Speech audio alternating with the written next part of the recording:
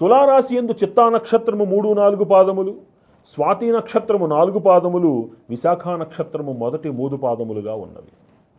ఈ రాశి వారికి ఆదాయము 11, వ్యయము 5 గాను, రాజపూజ్యము 2, అవమానము 2 గాను కనబడుతున్నవి. ఈ రాశిలో రవి, గురుడు, రాహుకేతువులు, కుజుడు విశేషమైనటువంటి సత్ఫలితాలని అందిస్తున్నారు. ఈ రాశి వారికి క్షేత్ర దర్శనము, తీర్థ దర్శనము, గురు దర్శనము ఈ సంవత్సరము మెండుగా కనబడుతున్నాయి. వద్దు అంటే క్షేత్ర దర్శనానికి వెళతారు. ఆత్మవిశ్వాసం, అధికారుల యొక్క మన్ననలు, స్నేహితుల యొక్క అండదండలతోటి విశేషంగా మీరు పుంజుకుని ముందుకు వెళతారు. ఉద్యోగంలో ప్రమోషన్ ఖచ్చితంగా లభిస్తుంది. పదోన్నతితోటి కూడినటువంటి ఆర్థిక లాభం పెరుగుతుంది. కుటుంబ జీవనము, కుటుంబ సౌఖ్యము వర్ధిల్లుతాయి. పిల్లల మూలకంగా మంచి గుర్తింపు లభిస్తుంది. పూర్వార్ధంలో కొంత మీరు పెట్టినటువంటి పెట్టుబడులు అవి కొంచెం వెనక్కి వెళుతున్నాయి అని అనిపించినా ఉత్తరార్ధంలో మళ్ళీ ద్విగుణీకృత లాభాలతోటి మళ్ళీ మీ చేతికి వస్తాయి. కాబట్టి అవి కొంచెం నష్టం వాటిల్లుతున్నాయి అనుకున్నప్పుడు మీరు కుంగిపోకుండా వెంటనే బయటికి తీసేయకుండా ఇన్వెస్ట్మెంట్లు ఓపిక పట్టండి. ఉత్తరార్ధంలో ఖచ్చితంగా ద్విగుణీకృత లాభాలతోటి మళ్ళీ వెనక్కి వస్తాయి. మీకు గ్రహంలో చాలా కాలం నుంచి చేయాలనుకునేటువంటి మంచి కార్యములు, గ్రహ నిర్మాణ కార్యక్రమములలో మీరు విజయాన్ని సాధించగలుగుతారు.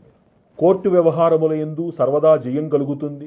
చాలా కాలం నుంచి రావలసినటువంటి పిత్రార్జితము, పూర్వార్జితమైనటువంటి ఆస్తులు మీకు అనుకూలంగా మీకు లభిస్తాయి. రాజకీయ రంగంలో ఉన్నవారికి చాలా అనుకూలమైనటువంటి సమయము. నామినేటెడ్ పదవులైనా సరే వీరికి లభించేందుకు అవకాశం లేకపోలేదు. ఉద్యోగులకి సానుకూలంగా ఉంటుంది. ప్రమోషన్లు లభిస్తాయి. సానుకూల బదిలీలతోటి మనస్సు ఆనందంగా, ఆరోగ్యంగా ఉంటుంది. ఇంతకాలం ఇబ్బంది పెట్టినటువంటి కొంత ఆరోగ్య సమస్య కొద్దిగా చికాకు పెట్టినా ఉత్తరార్ధంలో అది శమించి చక్కటి ఆరోగ్యాన్ని మీరు పొందగలుగుతారు. కళాకారులకి కీర్తి ప్రతిష్టలు ఇనుమడింపచేసేటువంటి సత్సమయం గడుస్తోంది.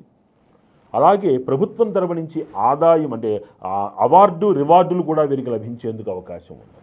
విద్యార్థులకి అద్భుతమైనటువంటి అవకాశాలు వరిస్తాయి. విదేశీ ప్రయాణాలు, విదేశంలో చదువుకునేందుకు చేసే ప్రయత్నాలు, ఉద్యోగం కోసం చేసే ప్రయత్నాలు సిద్ధిస్తాయి. చాలా కాలం నుంచి ఎదురు చూస్తున్నటువంటి దంపతులకి ఎదురు చూస్తున్నటువంటి సంతాన యోగము లభించి తీరుతుంది. వ్యాపారస్తులకు అనుకూలంగా ఉంటుంది. కొన్ని ముఖ్యమైనటువంటి లోహ వ్యాపారాలు, ఈ దినుసుల వ్యాపారాలు విశేష లాభాన్ని కలిగిస్తాయి వీరికి. వ్యవసాయదారులకు అనుకూలంగా ఉంటుంది.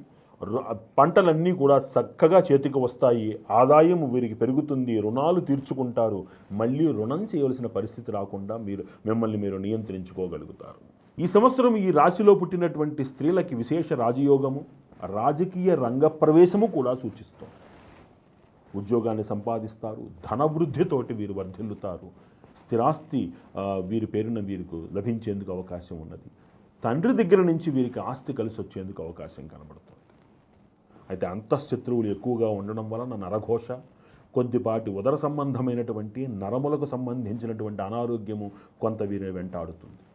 ఈ రాశివారు మరిన్ని సత్ఫలితాలు పొందడానికి ప్రతి నెలలో ఒక ఆదివారం నాడు సుబ్రహ్మణ్యేశ్వరుడికి అభిషేకం ఆవు పాలతో చేసుకోవడం, ఆంజనేయ స్వామి వారికి ఆకుపూజ చేయడం, ఇంట్లో ఒక పూర్వార్ధంలో ఒకసారి, ఉత్తరార్ధంలో ఒకసారి అవకాశం ఉంటే చండీ హోమం చేయించుకోవడం, అదేవిధంగా ప్రతి మంగళవారము నాడు దుర్గాదేవి ఆలయములో ఉదయం పూట ఏదైనా సమయంలో సరే నిమ్మడప్పులో దీపం పెట్టి అమ్మవారికి 16 ప్రదక్షిణలు చేసుకోవడం వలన అన్ని విధములుగా సానుకూలంగా ఉంటుంది.